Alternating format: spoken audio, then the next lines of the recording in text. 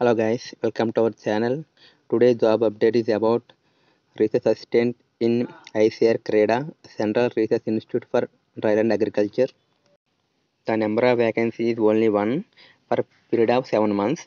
Essential qualification required for the job is post graduation in agriculture, psychology, sociology, economics, home science. For the job should have following skills like proficiency in English and Telugu, and research experience and computer skills like statistical analysis, scientific report, and writing communication skills.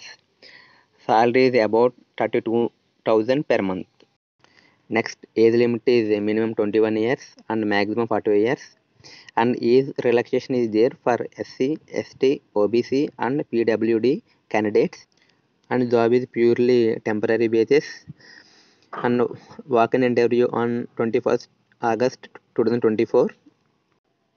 At ICR CREDA, Santosh Nagar, Hyderabad.